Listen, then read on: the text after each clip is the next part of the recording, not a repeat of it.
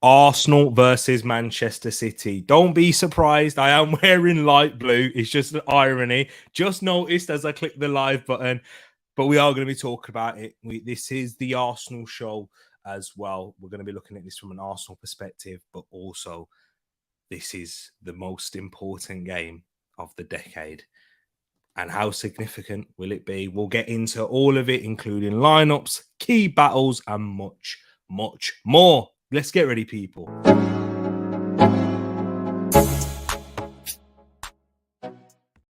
Wagwan, everyone. I hope you're doing well and welcome back to another stream.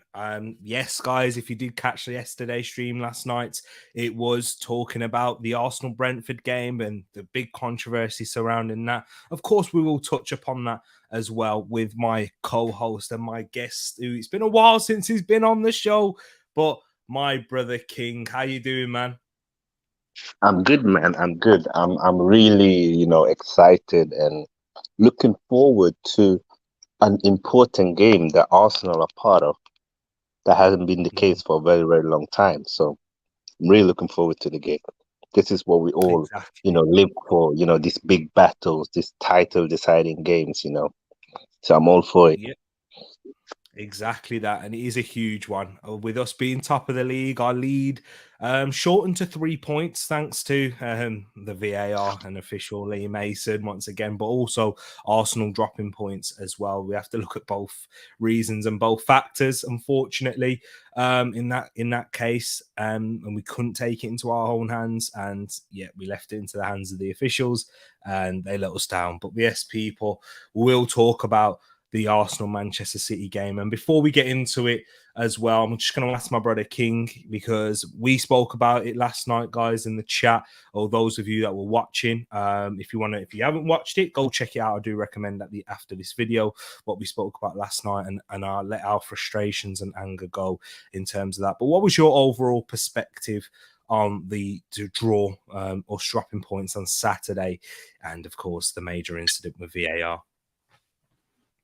First of all, Brentford are a very good team. Like, they are the most informed team in the league, and it's always hard to play against them. And you've seen their Big Six record. We are the only Big Six team that have beaten them this season. So that itself tells you the quality of the team, the manager, the way they set themselves up. And they've obviously watched a few games with other opponents on how they've played against us. And they had a great game plan, and it worked for them. Like, they did it really well. Like, they could have been 2-0 up in first half, and no one would have said that it's unfair. But also, we showed a lot of character. We didn't drop our heads. We were still in the game, and we won 1-0 up. And that also shows something. It shows that this is a team, even when the pressure's on, even when we're not playing well, we're still capable of going up top. And that itself is a good, kind of character of a team. What was a bit annoying is that the goal that Brentford did score should not have stood, and it should not have been a goal.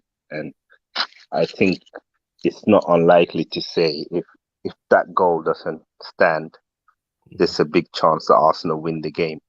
Yeah. And yeah, people can say Arsenal didn't deserve to win, but that's not also how sport works. In the end, the team that scores enough legal goals win the game. I mean, we've seen previous Arsenal teams in the past that played wonderful football but not been effective and lost games, and we feel like, it was unfair. But there was no sympathy. Like, you have to win. You have to put the ball into the net. And in the end, the hardest thing in football is to put the ball into the net and not concede a goal. And legally, we did that. We did that. And also, it's another character of champions is that even when you're not up top, make sure you don't lose and try and win as many games, even when you're playing poor. And we've seen that for many years with City, with Liverpool, and we've seen that in the past with Man United under Sir Alex, where feel like, oh, they're playing so boring. They didn't deserve to win, but they keep winning. And we Mm. could have done that. And it's annoying when such obvious errors are going against us. This is not a 50-50 situation, or this is not a tackle where you'd feel like, oh, is it a yellow, is it red, or is it in between? This was a clear and obvious error. And Yeah. there are too many clear and obvious errors. And something has to happen, because in the end, sports, we want it to be as fair as possible. We know that human errors will always be part of it, and one can accept that. But when it is like, oh, I forgot to draw the line, that's like, come on, at this level, like the highest level in sport, the biggest sport in the world, and Yeah. all you have to say is that you forgot to draw the line. But how could you forget? Because it was obvious that he was offside. Why? Like, I don't understand. Like, and this is the problem as well. Like, we don't get the answers. We don't get to question the referees. We don't even get someone who represent the referees to question them about Yeah. these issues. Understand that maybe putting a ref in the media can be controversial, but have a representative from them, a spokesperson who will answer these questions, and also really try to change, become better, find more solution. As managers change, as players change, they become more creative. The football become more innovative. The ref has to do the same, and they have to accept that the technology is here to stay. So use it. Stop being against it and use it. Yeah, exactly that. And as I can see, and I was chatting earlier with Peony in the comments, in terms of his thoughts, and he's kind of changed in terms of his anger towards Lee Mason individually. Peony says here, I now believe it was stress that led to Lee Mason to screw up after a quick Google search of him. Forgetting important things, I will hold no ill will towards him. I may be way off, but I believe him screwing up was basically out of his hands. And then I replied in there saying, this wasn't his first big error and his second against us this season alone. Arsene Wenger spoke out about him in 2016 in terms of his incompetence. Nuno Espirito Santo said he's not fit to officiate in the Premier League, and Nuno hasn't been here for a while now, and that was whilst he was manager of Wolves, and that was pre-COVID. He said that about Lee Mason too.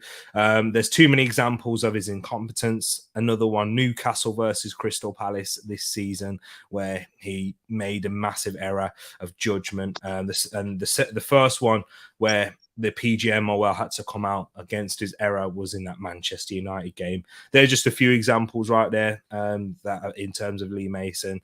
Unfortunately, if he can't handle the stress, he's not fit enough to do the job. And yeah, that's my thoughts, basically overall towards it. But then Peony replied and he said, the thing is, T, he may not know he has a mental issue. If that is in case, like most people in a similar state, his employer needs to support him, whether it's my theory or just incompetence. It's with and the ball is now with Howard Webb, essentially, in saying that there. King, what would your reply in terms of this be? And as Peony, he might be right in terms of he might be suffering from it mentally, and there's a lot of pressure going towards referees to make correct decisions and whatnot. So I see Peony's point, but what's your response to that part there?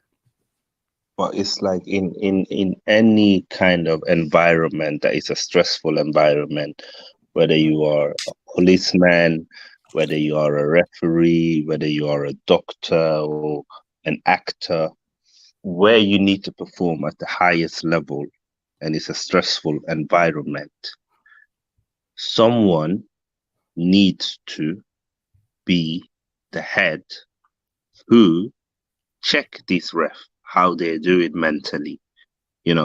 This has to be implemented. I mean, there's enough money to do that for them. Like, refs are humans, I get it. And my issue as well is not about them making mistakes. They will always make mistakes. It's the kind of mistake that they are doing that they don't need to do that is annoying. So when someone scores a goal, there should be a goal. Why don't that happen? When someone scores a goal, there shouldn't be a goal. Like, or for me, it's like you can put in a tackle and it can be very hard to determine should it be a red or should it be a yellow. I don't have a problem if you give a red and you really believe that it was a red, but maybe it should have been a yellow. That's a human error. But when you don't put the lines out, when you see, you remember, I think we played Aston Villa a couple of seasons ago with Unai Emery, and Chambers scored a goal, and Chambers got fouled, but the goal was disallowed. And Mm. it's like, but the technology is there for you to watch it. How can you get it so wrong? And those are my issues. Like, for me, Lee Mason, his boss should know that he's not good enough. It's not up to him to say, I'm not good enough.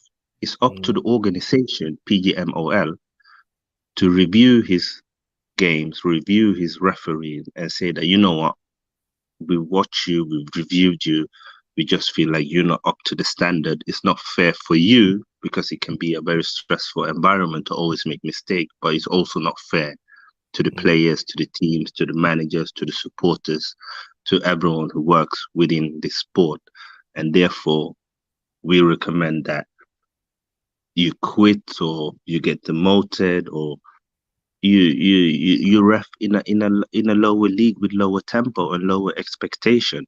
But obviously, he's not competent enough to Mm. ref in the Premier League. And it's the same as players. Like, if you're not good enough to play in the Premier League, eventually you'll either get relegated or you'll get sold or you'll get benched. Like, Yeah, I know it's hard, but that's the reality. That's life. Like, if you're not that's good elite enough at sport. what you're Yeah, doing, it's then true, I'm bro. sorry, you shouldn't be there. Like, Unfortunately, that is the case. You are right in terms of elite sport because here's a great example that's quite recent and relevant. You know, Jadon Sancho. A lot of yeah, United fans and his supporters will be there supporting him, and Eric Ten Hag gave him that time away to rebuild and get back to himself. But even though still, no matter what's happened, and we will still look at him and as fans and people will still put the juries out on him. He's not good enough. He's a waste of money. He's this, he's that, and still say a lot of these things about him. And that's unfortunately, it doesn't, and it sounds harsh, but that's what elite sport is really. And at the very top of anything in life, in terms of business, in terms of it's a lot of, you know, in terms of theories, and at the top it is very cutthroat and very much survival of the fittest, and that's not what's been the case with the referees. And there has been a lot of jobs for the boys in keeping people around even when they're not fit enough. And if it is taking a toll on a lot of people's mental health, then what they should do is make sure that then it's the PGMOL's fault. They're not making sure that their referees are fully competent in that sense. But what was you saying, bro? Sorry to interrupt. yeah, no. Like, and I'm totally with you on that. And that's for me, this is where, the PGMOL, that the FA needs to look into the organization and Yeah, realize that it's wrong. Like, the fact that most of the refs are from certain area of the country, most of the refs seems to be mates. The ref are the ones who review themselves. Like, there's so much that is wrong with the organization, and they need to restructure it. It's not just enough to bring in Howard Webb. One man cannot change the whole organization. They need to change the way they educate these refs. They need to change the way they look at technology, and they need to change the way they look at being accountable for mistakes. yeah, Like, they cannot. It's almost like they feel like they are entitled to not be criticized. And if you do, you more often see a manager get a fine for criticizing a ref doing a yeah. mistake. And it's kind of like, is that fair? Like, you've made a mistake that cost us our game. I'm telling you about your mistake, and now I'm getting punished for it while you continue doing what you're doing. And this is where they need to find a balance of how can these refs become better? Because ultimately, That's Exactly. what we want. Like we've demanded for the quality of the league to become better, and it has. Yeah. But it But takes yeah. investment, right? It takes a lot. It takes a proper structure. Like a club needs to have a proper structure today to be successful. It doesn't matter how much money you have. If you don't buy the right coaches, if you don't get the right players, play the right system, have the right facilities, you will not Mm, become successful. And it's the same for the ref. If they are not in an environment where they are growing, they are developing, they are becoming better, mm. they won't be better. Yeah, exactly. But we got to move on, guys. We do have to indeed because we've got this massive game to talk about. We spent a long time talking about it yesterday. My thoughts still do remain the same. Of course, people who like Peony, who thinks differently, I respect it, and I do see where you're coming from in that sense. But yeah, like there is, and just one last thing to say on this: to say he's not competent without knowing for sure is trial by fans. The results prove it, unfortunately, and it is thankfully with us with our game. It's not like a legal system where we don't. It's not innocent until proven guilty. There's enough to keep going out there, and there's enough evidence to prove for his mistakes. And the fact that the PGMOL have had to apologize twice this season for his errors says a lot because they don't come out very often to apologize, as King was saying earlier on about the about the yellow cards, or if it's a red card, the things that are subjective. They don't do that in that sense. But yeah, we'll move on now. In terms of this game and the importance of it, yeah, King, no worries if you just need to pop. That's all cool. But the importance of this game, this Manchester City versus Arsenal at the Emirates Stadium. 3 points is now the difference. It was 5 before the weekend started, and of course Arsenal lost last weekend to Everton in a not great game by the Gunners, and it was hard, but we kind of looked at it as as a blip, and it's just a moment where we weren't great. You can't expect for us to come in every game and be at our best, and we've already performed at a very high level. And then Manchester City, of course, lost to Spurs on the Sunday, and that gave us that little bit of breathing room. And was like, okay, they couldn't capitalize on that. They couldn't narrow it down to 2 points at that case. So yeah, we moved on. Saturday we played first. We drew that one, 1-1. And then Aston Villa yesterday travelled to Manchester City and put in a terrible performance within that first half. But gotta give credit where credit is due to Manchester City. They were good, and I watched it back as well, and we took the emotion out of that, and they were quite good. In that first half, Kevin De Bruyne looking like he was reaching his best and back to his brilliant best, which I think he has done at points this season. It's just been a issue of consistency. Haaland was looking sharp as well, getting onto the mistake of Callum Chambers right there, and he was pounced upon that. But he did seem to pick up a thigh injury. He was taken off at half time, and there were some changes that were made by Manchester City in the second half, and it did leave the game a bit open in certain points, I thought. And Aston Villa looked way more dangerous. They came out much better in the second half, but I did think that City took their foot off the gas a little bit, and that allowed Aston Villa to create more chances. But Manchester City's weakness so far this season has certainly been at the back and their defence. It didn't look anywhere. I'm sure if you're a City fan or if you're looking at it from a Manchester City perspective, that wouldn't give you much assurance in terms of their defense going into this big game and the big run that they've got now until the end of the season, as we are in the business end. That's been the key issue. King's spoken about it a lot. King, are you still here? Just or is he still not here? Oh, that's all right. Let me know when you're back, King, and then yeah, we'll get. I'll ask you your thoughts. But yeah, it's been it was quite interesting. I thought in terms of their game against Aston Villa yesterday, and it did give me a little bit more hope, even though I was quite optimistic because it is a completely different game. And I do have my predicted lineup here as well, guys, and not even my predicted one; it's the one that I would go for on screen right now. And if you can't see, if you are listening, it is Ramsdale in goal with the back four of White remaining there, Saliba, Gabriel, and Zinchenko. Of course, Tomiyasu, he was thought possibly he may get into the team at some point this season. And well, this season, sorry, for on the weekend up against Brentford, I was calling for that. I was thinking, you know what, it might be a good time to rotate, but also give minutes to a lot of players that who haven't been able to get many of late since the World Cup, since the return. And Tomiyasu, I thought he was good at the Etihad, and I thought, you know what, give him the opportunity against Brentford, and then you can always bring White back and make sure he's fit and firing. But Arteta stuck with that, and I wouldn't make a change in this game. And I was impressed. I was impressed with certain points in our performance against Brentford. And the second half in particular, the first half wasn't great. Benjamin White, I don't think he put a foot wrong at all in the game. And I don't think he was bad either. I mean, defensively, he didn't put a foot wrong, but going forward, I thought he lacked in terms of his final product and the way that he could have, he could have put the ball in the box a little bit better. And when he overlapped on Saka, the quality wasn't quite there. And, it's still early days for Benjamin White in terms of that right back position. And it's his first full season of really playing there.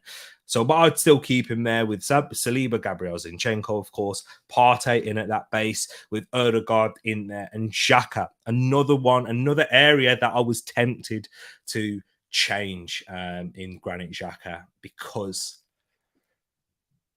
I don't think since Gabriel Jesus' injury, we haven't seen Xhaka at his brilliant best. And I think because the connections are not quite there with Eddie and Martinelli and Xhaka on that left-hand side, and Zinchenko's really feeling like he has to take a lot of responsibility on that left and sometimes doing a bit too much, I would say. But I do, can't fault the effort and can't fault the mentality of the player and the passion and the desire to try and carry us through and the intent in terms of that. I do think that Granit Xhaka is coming a little bit of a miss in that area, and we're missing the control that Jesus does give us there. So I was tempted, but in this game, the reason why I did decide to stick with Xhaka is because if in the key battles, in the physical areas, in the set pieces, and he does give us a good solid base from that left, and someone that you can trust in these big moments. I think now, and that's crazy to say with Granit Xhaka, because it wasn't too long ago where people felt he was the one who was letting us down in a lot of big scenarios. So for me, I would keep Granit Xhaka there. I was possibly thinking Fabio Vieira, but I'm not too sure to start with in terms of what's going to be required in the opening moments of this game. I would then look to bring on Vieira, possibly if it's still not working as well. But I think Granit Xhaka, you need that leadership, you need that presence in there as well in such a huge game. And I think we do see Odegaard at his best with Xhaka there also, I think, because the roles and responsibilities are a little bit different, and the profile that Xhaka is, is completely different to Odegaard, really, to ensure a good, stable level of performance. I think Granit Xhaka can give us that. And then the front three of Martinelli, Saka, and Nketiah, that's what I've gone for. So it's no changes. And I was me and King was talking on Saturday about we was talking about possibly bringing in Trossard for not just for Martinelli, but for Nketiah also in this. But I'm deciding to stick rather than twisting, and I think Arteta will also. But King, let us know. What's your thoughts on this lineup? The one that we've been playing with throughout with so many games. This is our first lineup, best available, apart from Jesus, of course, this season. Would you agree with this, or would you make changes? I think this is the lineup we will see. I think Arteta tend to trust his players. He doesn't really make controversial changes if he doesn't have to in the game. So I think he will go with this lineup. I would do a few changes though. I would play Tomiyasu. I think he does well in big games. Seems to, when he came on against Man United, he was spot on. When he played against Liverpool, he was spot on. He really seems to do well in these big occasions. And I think the way City are gonna press us, the fact that he's so two-footed, it could be to our benefit. So it will be very hard to predict where he's gonna pass the ball because he can go on his left foot, he can go on his right foot, and I think that could be a slightly advantage for us in this game. And the other change I would do is I would play Trossard as a centre forward. I think for Brighton this season, it's been his best season, and it's been him playing in that central role. I think in terms of ability wise, he's more similar to Jesus than Nketiah is. And I think we've been missing someone in that centre part that can create chances for Martinelli and for Saka. And I think Trossard could add that, with his technical ability, with his dribbling and his passing ability, and also very good at linking up. Not so good at hold up or playing with his back towards goal. That's something where Jesus is miles ahead of him. But in terms of the other stuff and his finishing, I think he's very similar to Jesus, and he's probably a better finisher than Jesus even. Yeah. So I would bring him up top. I think Martinelli with his pace against City's high line, I think that's a good weapon. So I would keep him, even though he's slightly dropped in form. You can tell that him and Eddie, they don't really link up with each other that well. They seem to want to almost attack the same spaces. So they have similar mindset when they have the ball. Whereas with Jesus is gonna try and interchange. He's gonna try and do a 1-2. He's gonna try and link up, create triangles. Eddie just want to go deep and score, and rightly so, because that's what he's good at. So I don't blame him. I just feel like maybe this could be a game where, because of the way City press, if you have more players that are technically good on the ball, it could be an advantage. But I expect to see this 11 that you've put out there. Yeah, I hear what you're saying, though. I do agree with a lot of your points when you're talking about putting Trossard up top in that sense, because of what he will give you from a technical level and from a, in terms of varying our style and mixing up the front three, like something similar to what we saw with Jesus when he was going out wide, and someone who's feels more comfortable going out wide. I do hear that. But with Eddie Nketiah, what I'm looking at is that space in behind that Manchester City will leave. Eddie Nketiah in the last two games against Brentford and Everton, just how both teams set up and how they were approaching this game, they weren't willing to afford that. Manchester United were a little bit more pragmatic, but even then, they weren't quite set up in the same way, and they left a little bit of space in and around the key areas, and that's where Eddie Nketiah does thrive, and that's when we do see him at his best. And I think in terms of a natural goal scorer, I think he's possibly the best one that we have at the club. In all honesty, if we're talking about that presence and that finding that space and putting it into the back of the net, he's been doing it ever since he was a kid, and now he's really proving it in the first team. I think his speed as well in behind, in running down the channels, I think he will cause a lot of problems there. So I think Nketiah has to play in that sense, but I do see where you're coming from, and I kind of changed my mind from where I was on Saturday. And Martinelli, the reason why I'm starting Martinelli is we've got plenty of people in the chat. For example, Matt G saying, I'm starting Trossard. He got his first goal. He's going to be full of confidence. He deserves a chance. Can't really disagree with that there. If he does get brought in, I'm not going to be. I mean, it's not a bad player to come in ahead of in place of Martinelli. I'm arguing enough, so not energized to back Eddie too.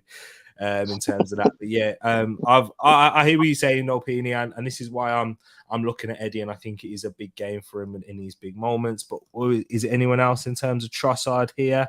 I know Moss was kind of thinking about it, but the reason why I'm starting Martinelli out left, and I'm sure he probably agrees with me on this, is against Manchester City, how the game's going to start, and whilst it's 0-0, because that's how every game starts.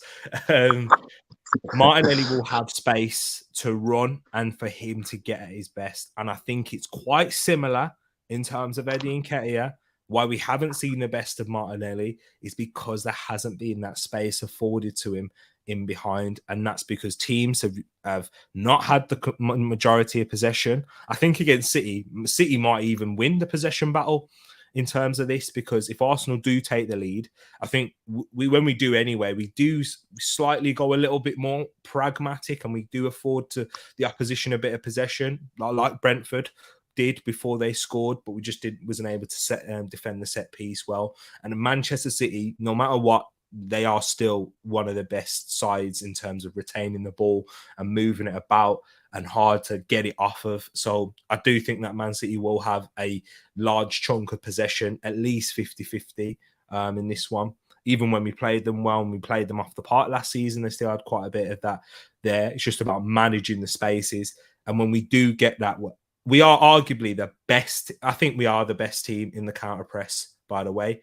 And that is the thanks to the likes of Martinelli. And when we do win that ball back, we're able to set off with the speed and the directness down the left and right hand side. And Martinelli gives us that. And we saw the trouble that he gave Manchester City last season. We saw the trouble that he gave Manchester City even when he came off the bench. Trossard caused them a lot of issues too. And I think keep your powder dry with Trossard, because I definitely would start him against Aston Villa, which will be a different and pose a different test in that sense. Because if Trossard comes in and does well against Manchester City, if he starts very well, I still feel we'll need to rotate for that Aston Villa game because of the short turnaround, and I'd be more likely, and without looking far ahead too much as well, but I think that's a secondary reason to start Trossard against Aston Villa, and then if he performs from there, he can maintain his place. It is one of them things. We're going to have to rotate a little bit more, but in this game, Arteta, he's not going to. As King was saying, but I wouldn't risk it as well, because it's a different test. We're not playing Everton and Brentford, and I think the way, and even just mentally, how the guys will come out firing in that sense there. But King, and what's your response to that? And also, I would ask you in terms of Benjamin White, why would you start? Would you start Benjamin White over Tomiyasu? No, I would have started Tomiyasu. As I said, I think he did well when he came on against Man United. I really liked the way he was playing. I remember when he was playing against Liverpool earlier this season. I liked that as well. And I think, I don't know, I think Ben White, maybe either he's tired physically or he's tired mentally, but he doesn't look as sharp as he was before, and he's played a lot of games for us, and he plays in a very demanding role where he do a lot in our build-up, and he goes up and down. Even when he goes inverted, he goes quite forward, so it's a demanding role. And I think Tomiyasu, as I said, City are going to press us and they're going to have the ball a lot. So when we have the ball, Tomiyasu is great on the ball. His technical ability on the ball with both feet is incredible. And I think we will need that. And I think he would be a good matchup against, it will be Grealish, right? Who plays on the left for City. So I think either way is we're gonna have a good defender, and that's good. And this is where, this is the difference now, where we no longer have to worry. Is it Cedric? Is it Nuno Tavares?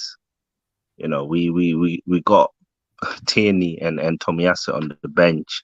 We're debating on playing Trossard or not, and we still got players like Smith Rowe and Jesus coming back. So it's good that we got options. So we know that we will put out a strong 11, and we will have players capable coming on from the bench helping us. And Trossard is a big game player, so he's done very well previously against the Big Six. So even if he doesn't start, I believe he's going to have a massive role in this game. Yeah.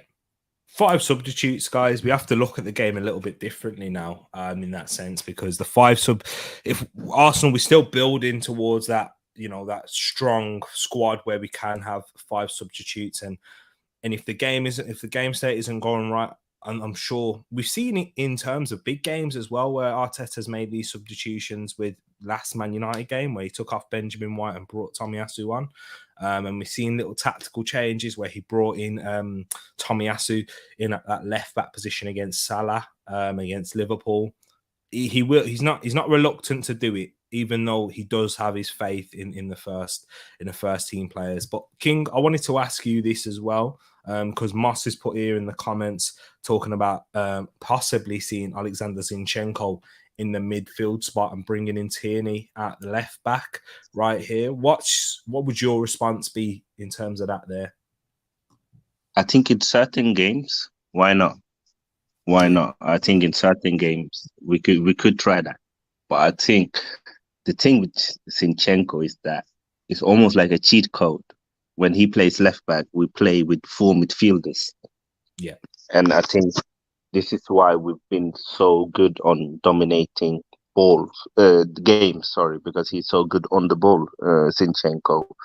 Whereas with Tierney, Arteta doesn't want to play with a fullback that overlaps. So even when Tierney now plays, he plays the Zinchenko role, and he can't do it as good as Zinchenko. So we might as well play Zinchenko there, unless there's a change of tactic, or we play against a team where we might need a bit more pace and physicality.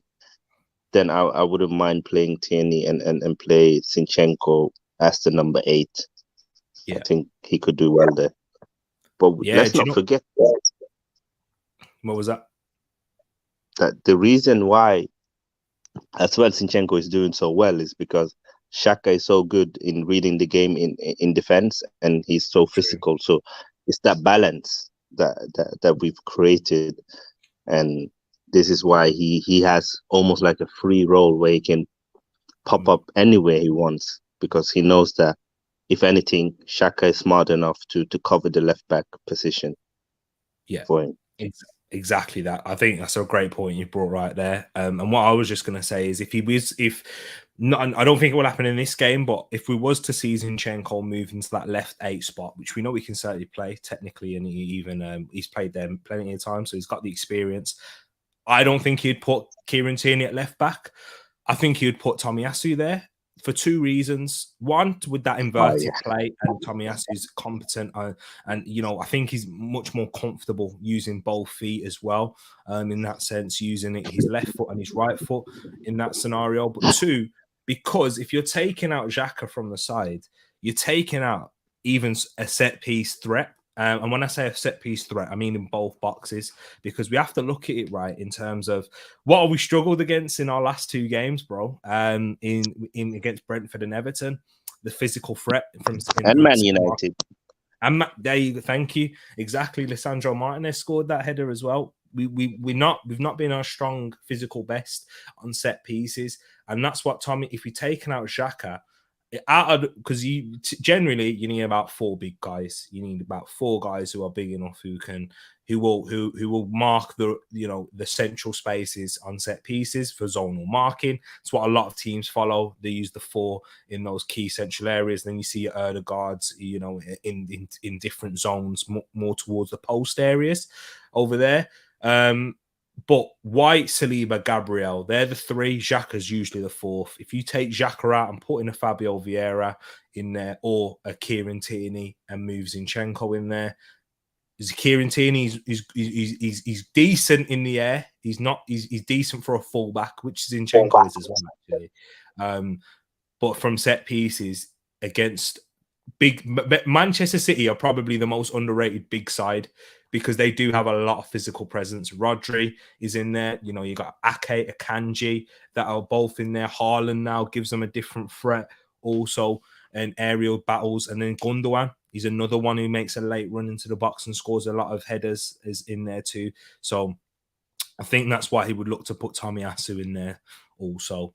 And yeah, for his physical threat 2. What else have we got in here? King, what would you say to this? What about Jorginho in this type of game? I mean, listen, I think Jorginho, we will see him. I think we will, in certain games, we will see him start because obviously, again, another player who's technically awesome on the ball. But I think against City, Arteta is gonna want, because City doesn't have a lot of physical players anymore, he's gonna want to use that advantage, and that's why you're going to see Partey, you're going to see Xhaka. They're gonna try and dominate against Bernardo, against KDB, who they are very good players, but they're not physically, the best or the strongest off the ball. Yeah. And even Odegaard, who's really stepped up, I think, with his physicality, where when he just joined Arsenal, he used to get criticized a lot for being weak. Yeah. No one is calling him weak anymore. Exactly. It's very true, bro. Good points right there. Moss has also got he's got some good comments in here that I was just highlighting. Martinelli can roast them and he loves space and countering, but Trossard does too, which is true. And I just want a fired up Martinelli for not starting, coming in when City are tired and smoking them in the second half. Yeah, that would be ideal if we were leading at that point. But if City were, for example, they're 1-0 up, or it's they're happy to take a draw and we're trying to win this game, then that space becomes less and less, and then we leave up more space in the counter attack. So I hear what you're saying as well, but that's why I'm happy with Martinelli starting, and then Trossard can come in, and he's a different player to Martinelli in that sense, where he works. He's got that little bit more composure with the ball at his feet in the box. I'd say he can really work them tight spaces well. Not saying Martinelli can't, of course, but Martinelli, I do love it when there's spacing behind for him to run at his fullback 1v1 in them scenarios, and I think they'll be more afforded in the opening stages in that sense. And then another thing that Moss said in here, not this match, but low block teams, as Xhaka becomes redundant, like Tariq said. Yeah, he does. So why not KT for some crosses and runs, and Zinchenko can tuck in with Zinni playing midfield as always. Yeah, that could happen. I would look also Fabio Vieira. And King, I'm going to ask you in terms of Fabio Vieira in this, because I think, and he might have a big part to play in this game when coming off the bench at some point in this one here. Fabio Vieira, where would you, if he was to come off the bench and make an impact, he could come on in the Saka role if we needed him. I don't think he would do that. I think he's quite reluctant to take off Saka. We've seen Vieira come on for Odegaard at certain points, but if Odegaard's firing, he ain't going to take him off either. So the obvious position is for Xhaka at some point in this game, if the game state does change. Would that be one of the first subs that you'd be looking at in terms of Vieira, and what do you think he could provide for us? Yeah. I think Fabio Vieira is a very interesting player. He's someone who's very, creative, who likes to really be brave on the ball when it comes to his crossing, his shooting, his passing. He's a very risk-taking player. It's very different to Granit. And I think it's all about him learning the role that Xhaka plays.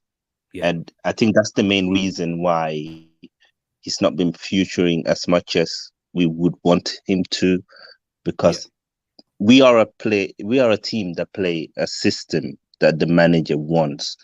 And in that system, where you position yourself, where you take on the ball, the angles that you are supposed to receive the ball with, is very important and crucial.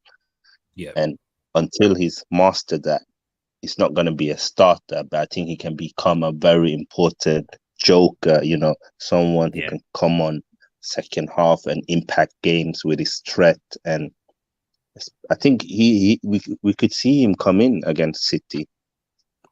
I do think so. I like Vieira. I think he's going to come good. I think people don't have patience these days if you don't come in and smash it first 2 months, Yeah, then you almost label as a flop, and I think it's unfair. I just think, exactly. It's true. Just have a look at Erdegaard, for goodness sakes, people. yeah, yeah, When he came in, people were 100%, writing him off.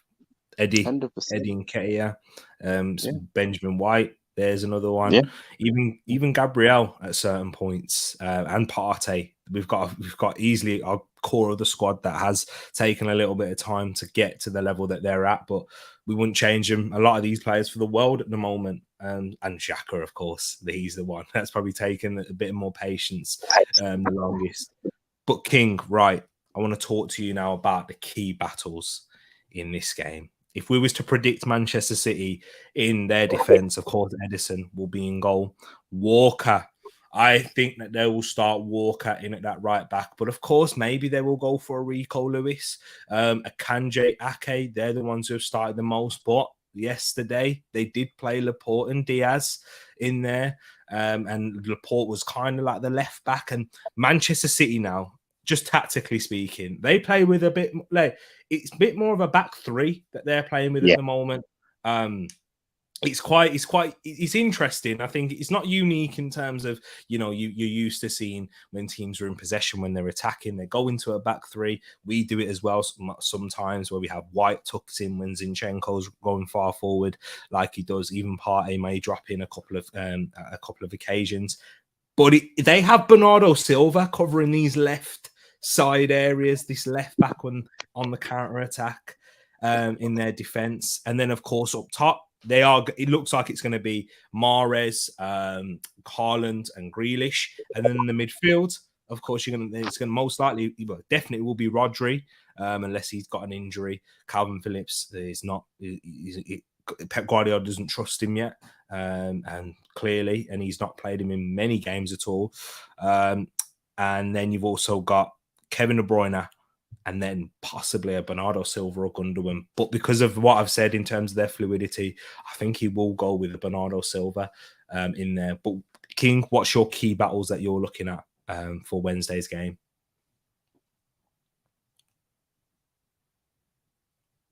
Oh, I think he might. Yeah. In terms of the key battles, for me that I've gone with, I rambled on a bit too long there. King was like, he's fell asleep now. That's what's happened.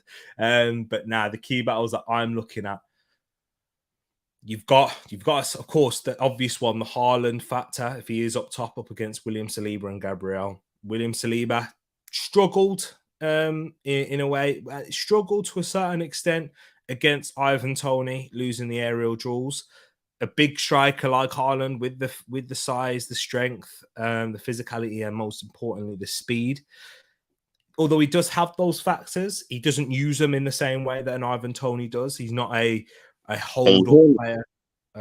Can you hear me now? Yep. Oh yeah, I can hear you now. Yeah, sorry. Oh, bless. But yeah, I was just talking about the big key battle that most neutrals and most fans are going to be looking at is the Haaland versus Saliba and Gabriel one, and talking about how Saliba, struggled with Ivan Toney, but Erling Haaland's a different proposition. He's someone who looks to get in behind a bit more, a little bit more similar, I'd say, to Eddie Nketiah than I would say an Ivan Toney in that sense.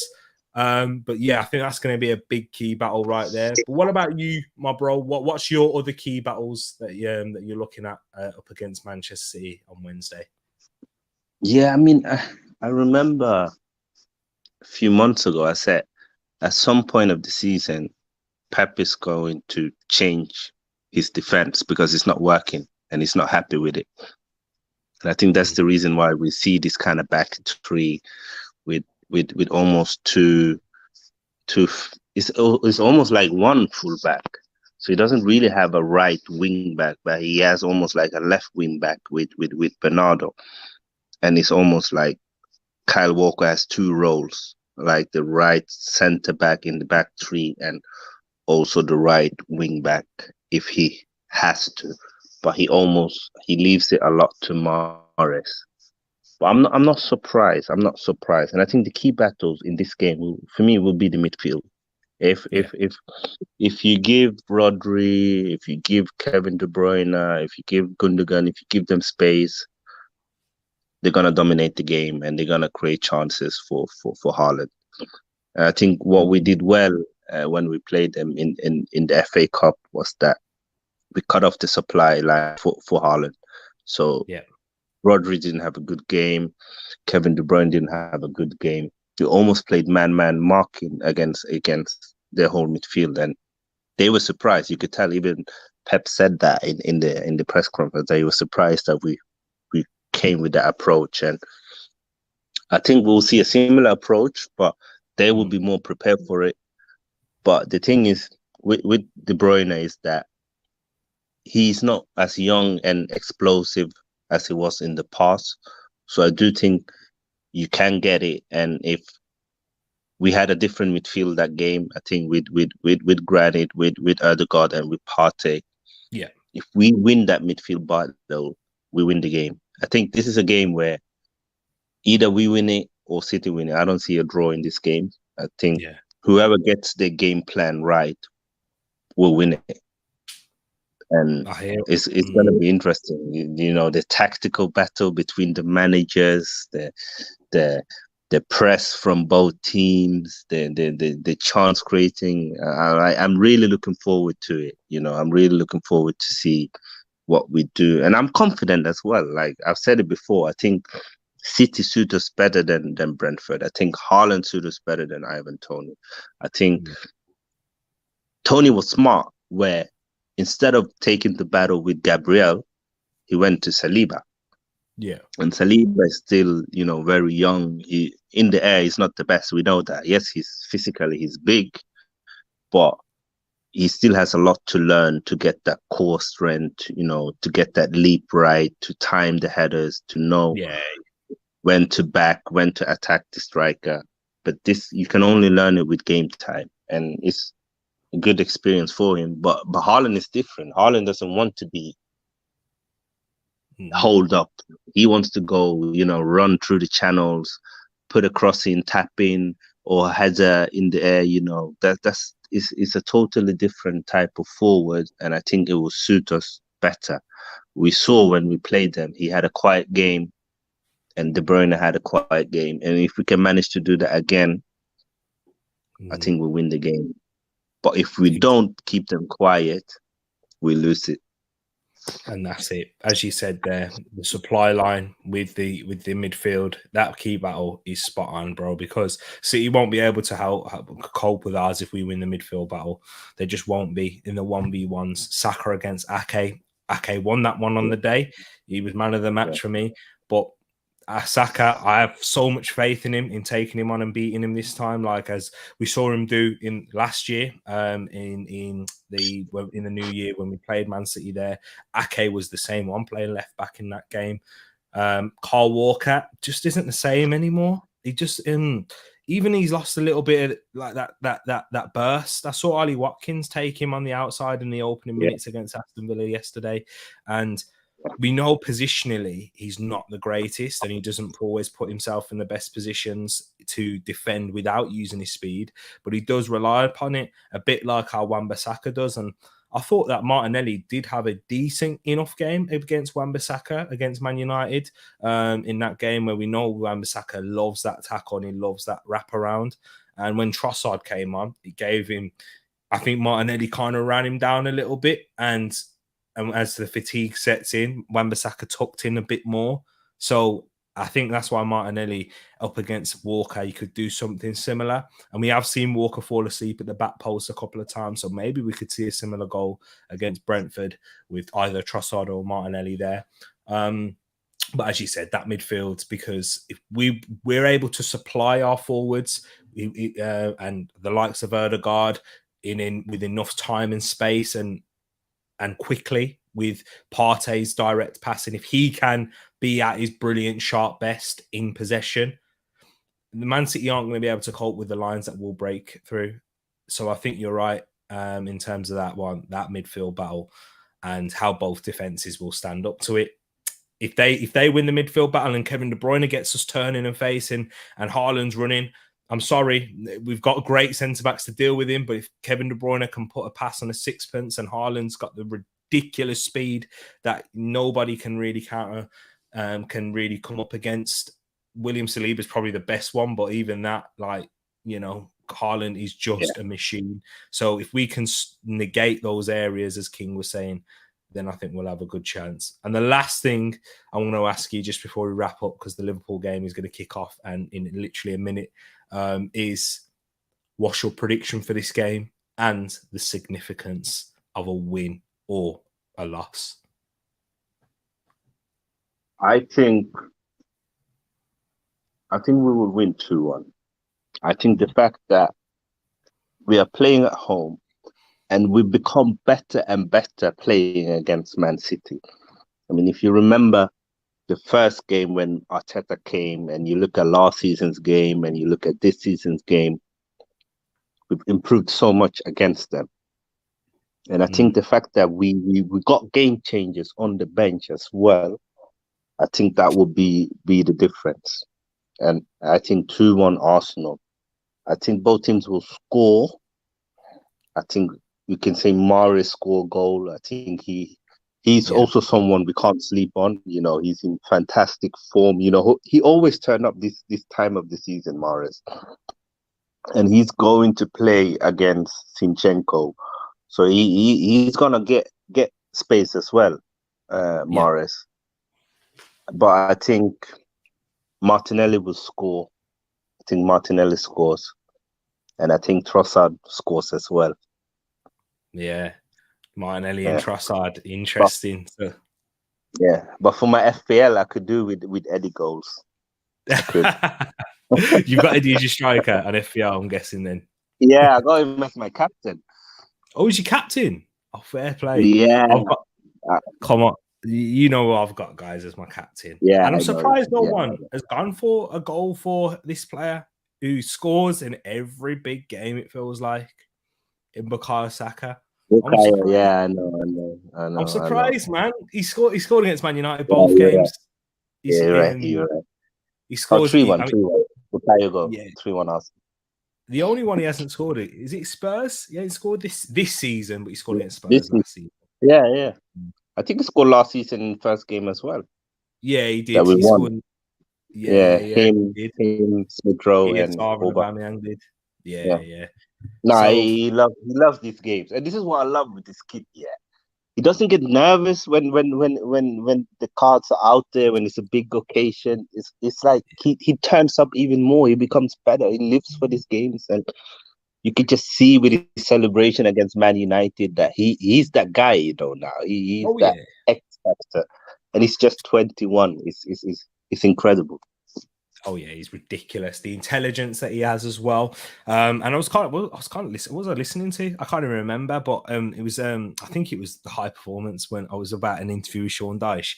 But with black players, a lot of black players don't get labelled as intelligent. You know, they're more labelled for their physical attributes. They're a beast. You know, they're strong, they're quick, they're this and that. But that's the best part of Saka, is how intelligent that he is, man, and how he uses his body and how he gets into positions and how he maneuvers space. It's all up there, and he's got the physicality, the physical attributes with it as well. And he's a big game player for sure. So Bukayo Saka, I've predicted he's going to score. And do you know what, guys? I know I'm going brave here. It's brave. I'm going 3-0 to the Arsenal. I really am. 3-0. I can definitely see us scoring 3 goals. Where I'm saying brave is the nil part, because when's the last time we kept a clean sheet at home? Was it the Newcastle game? And we haven't. Yes.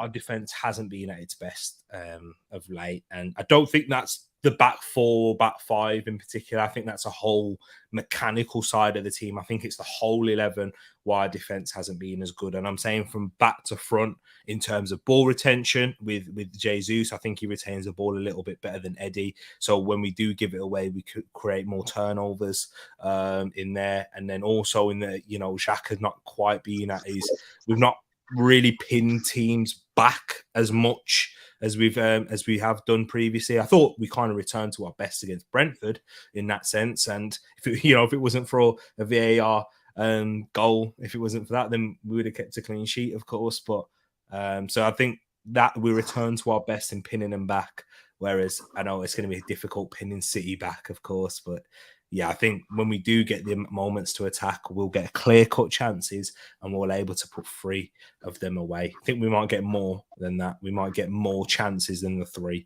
I think we might get 5 or 6 clear-cut chances, but we'll be able to put 3 of them away. So I've gone 3-0 there.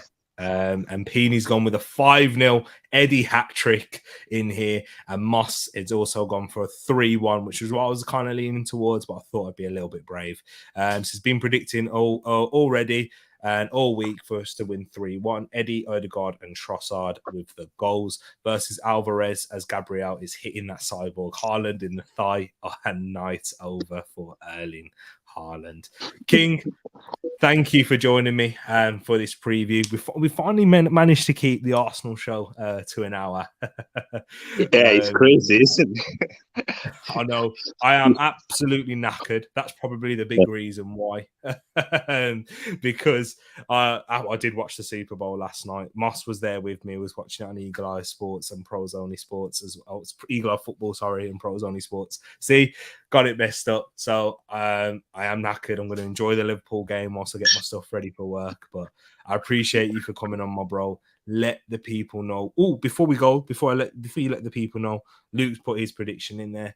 He says, don't like saying it, but I think we're losing 3-1. Luke, I'm coming for you when we win. Now, I'm coming for you, but nah. I hear what you're saying, though, Luke. That's your thoughts. That's your honest opinion. I think we'll win, though. If anyone can beat us 3-1, it is City. But you are. I'm positive. Yeah. Yeah, if anyone can beat us 3-1, as King said, it is City. But I'm really, I don't know. Just a quick question to you. Yeah. If we were to lose this game, do you think that's it for us with the title race? Do you know what? It's the same answer if we was to win this game. No. I know I put it in a match of the decade and whatnot, and how important this game is. But I'm sorry, guys. It's a great way to end it. If we win or lose this game, I don't think that's the end of the title race. If we lose, I think a lot of the Arsenal fan base will feel like that's it because City will go on top, and then everyone who's non-Arsenal fans will feel like that. But honestly, it will be a blow. But Man City are dropping more points this season, guys. Let's do more than you can believe. They'll drop way more. They're not going on a run now. This City team, they're not the same team that they were even last season. I might be wrong, might be proven wrong, but they're dropping more points. And I feel we could go on a run. And the games that we've got after this, we should really be going on a run.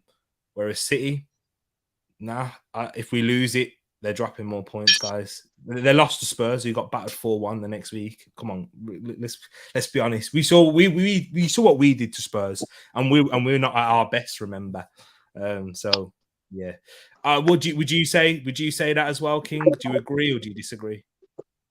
No, I agree with you. I think it's a long season. As you said, I think both teams will drop points. I just think it will be all about, how the managers manage to manage the squad and the expectation. And I think Arteta, he seems to be learning from that. He's really talking about it game by game. It's not, we can't think about the title yet. And it's going to be interesting to see, regardless of if we win, draw, or lose, how we react after the game. But obviously, City are City. Even if we win, it's not over. It's far from over.